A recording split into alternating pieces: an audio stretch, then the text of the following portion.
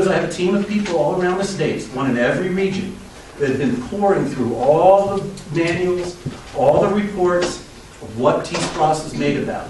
And it's a huge, unbelievably tangled web. The numbers that are going to be presented to you tonight come directly from the Georgia Department of Revenues. They're not forecasts that the GDOT has done. These are actual numbers. The population figures come directly from the Bureau of Labor Statistics Census Bureau for 2010. And the road miles come directly from the Department of Transportation in this state. And we're going to go through and we're going to understand exactly what's happening.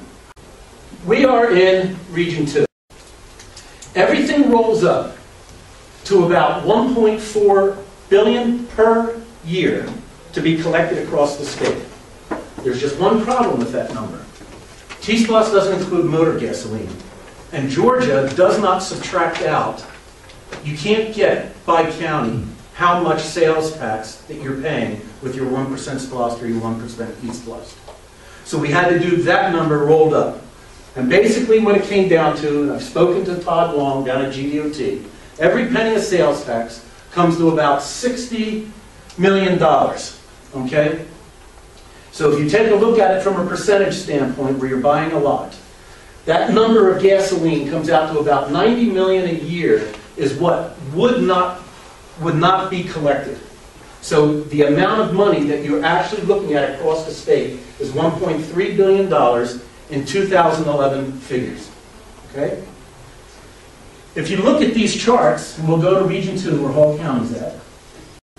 So Hall County is looking at about $25 million a year in actual 1% collections with fuel. I have no idea how much that fuel is in this county and how much you've collected. No one's been able to find it by county. So this $25 million is reduced by some piece because you're not collecting it on gas. You're collecting it on food and things like that. The whole region, Region 2, is $91 million. That's what they're expecting to collect. Now, we'll get into it later, just go to the big numbers here. Your discretionary piece that you're guaranteed to get back per year is right around $4.6 million minus the fuel taxes. And we'll get into how they figure that out. That money goes directly to your commissioners, and the commissioners can bond that money. So the first year, see, when it starts on January 1st, 2013, the money's just starting to come in, but that's when your projects are starting. So let's say that you have a $60 million project, or let's say $40 million. They can actually get their first discretionary money if they want, and they can bond that to get enough money to do that project, because a lot of the projects are not totally funded, and we'll see that on the next slide.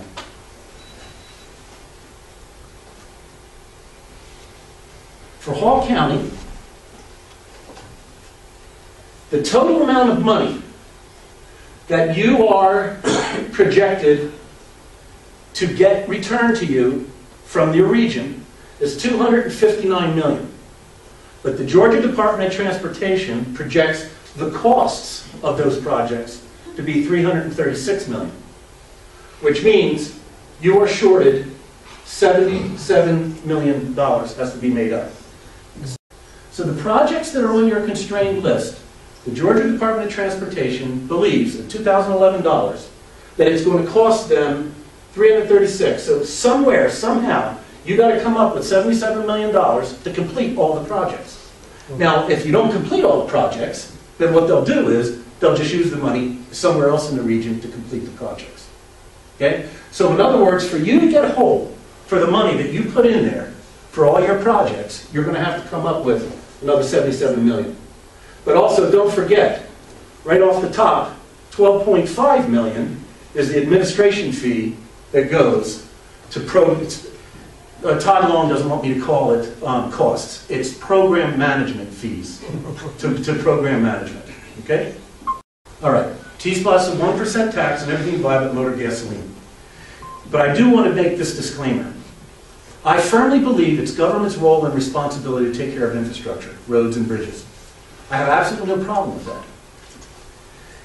I do have a problem with this program, and I think I'm going to illustrate, and I hope you come to the same thing, why. We're going to go over how the money actually flows. We've talked a little bit about the impact of Hall County. If you want, we can sit down and actually do the calculations if you want. We're going to talk a little bit about home rule and voter disenfranchisement. And then I'm going to give you alternatives. One of the alternatives is what the Georgia Department of Transportation likes and prefers to this. The other alternative is what the vast majority of Republican legislators down under the Gold Dome embrace. But they're going to wait for this to fail. Or pass. Then they can just raise their hands and say, sorry, the people wanted it. All right. Georgia is divided into 12 regions. These regions were originally constructed in the early 70s during Jimmy Carter's governorship. And they were basically designed to deliver social services. You know, like free government cheese and stuff like that. They were not balanced by population for voting or anything like that. They were just segmented out. They hired people to run the regions in the government, and they were delivering health services and stuff like that. So they did some jury rigging and changing of these regions, and they decided they were going to use these regions and have the vote for T-Splost for these regions. Here's how it is. And I know the people in the chamber don't like when I say this, but there's no difference, there's virtually absolutely no difference between the Georgia Chamber of Commerce, the legislature, and the Georgia DOT any longer. The Georgia Chamber is just, it used to work for the people in business, it now works as a propaganda tool for the state legislature and the government. And the Georgia DOT was at one time probably the finest DOT in this state. I mean, in this country. This Georgia DOT built Atlanta in this state through the rapid growth prior to the Olympics in the 80s and the 90s. But in 2002, they put political figures at the top. And those political figures used it to reward people around the state with projects. And they built an awful lot of projects. And the real problem, why they have a money problem, is because they started so many projects and they don't have the money, and the worst thing is they don't have the people to finish them. There's not enough technically trained people to actually run the graders, to do the welding on bridges and things like that. So that's why they need a lot more money to complete projects. And to be fair, a lot of these roads that they built in the 80s are starting to crumble. And they need to repair them. I mean, we see that. Potholes and stuff, they need money to repair them. This is a list of a lot of the projects. One of them that I was told is not going to be popular is widening 129 and SR11, the Cleveland Highway, to the White County line. So you have 5 projects forecasted to begin in 2020. So you will be paying money from 2000 for 7 years for those projects to start. And don't be alarmed by that, because the 25% that comes back, that 4.9 that you're guaranteed, that's bondable. But Georgia Department of Transportation tells me the 75% that comes back, the non-discretionary, that's not bondable, and there's a reason. They physically don't have enough people and equipment to start all the projects at once. So they phase these projects out. The good thing is, a lot of them are in the later years that are the most expensive. But there's a problem with that, because this would end in 2023, and if they haven't completed the projects and they're out of money, they're going to come at you again for it again. You have one project starting in 2016 and 2 starting immediately. And as we said, they cost $77 million more than you're forecasted to receive. So let's take a look at how it breaks down on this chart. All the people in Region 2 go to work every day, they go shopping, they go to the pharmacy, they go buy their loaves of bread and milk. They're going to pay a 1% tax that's going to immediately go down to the Georgia State Investment Finance Corporation, which is the trustee for the regions for the Georgia Department of Transportation. Once that money gets down there, then GSFIC is going to immediately return 25% back to all the counties. And they're going to do that based on a equation. 20% of that, 25%, is based upon your population percentage as compared to the rest of the region, and 80% of your road mileage, county and city road mileage, as a percentage of the region, your percentage. And as we talked to before, you are guaranteed your discretionary piece because of your population and road mileage, about $4.6 million per year, and you've contributed $24.7 million per year into the pool for the entire region. We call that discretionary or guaranteed funds. And this chart basically shows the numbers. 91 million is collected throughout the region. 25% of that is 22.7 million. 20% of the 22.7 is 4.5. 80% is 18.2. Your 29% of the population out of the region, so that's 1.3 million for your population quotient, and your 18.1% of the roads. That's $3.3 million for a total of 4.6. So now here's a troubling issue. You're guaranteed to get back 18.65%. But remember, it was based on 25%. So you have just now been guaranteed to lose 5.45%.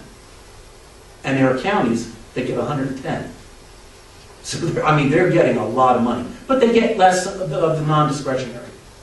Now, this is the non-discretionary stuff. We call it TIA, or the Transportation Investment Act stuff. The total TIA for Hall is $259 million. The total costs are $336, and as we said, $77 million shortfall. And right in the constraint list it says you will have to find other funds in order to complete these projects. And someone in Hall County is going to have to sit down, I would suggest someone in the Tea Party, and go through that constraint list and determine which project, based on its expense and when it starts, has the highest probability of being mixed by the Department of Transportation. Because they can do that if they want to. This is the percentage of taxes contributed to the region. Hall County is the big goal at the bottom.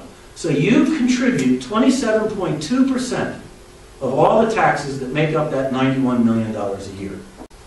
The percentage of TIA returned from the region, Foresight is at a loss. And that's between their discretionary, and this is discretionary and non-discretionary. Hall County's 29.2. 27.2, 29.2. The problem is, you're 77 million short. So with every project that gets dropped by the Georgia Department of Transportation, that number goes down, and maybe Habersham County goes up. Or maybe even Forsyth County will go up. And listen, Georgia Department of Transportation said they will drop projects. There's absolutely no doubt about it. Because if they do not have the money, they'll do it. And here's another thing we found out today. The chairman, there's about 6 chairmen of the GOPs, county GOPs, that have formed a coalition that are just absolutely furious about this. And they've been doing a lot of research.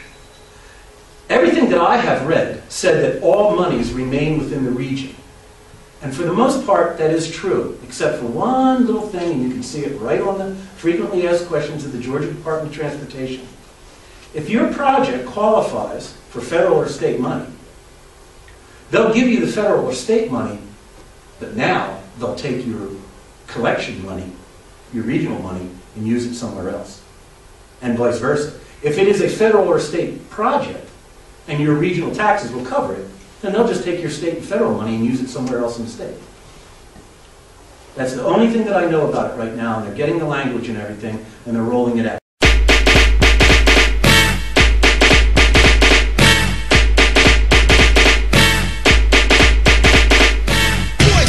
Yeah, Spider-Man and Freeze in full effect.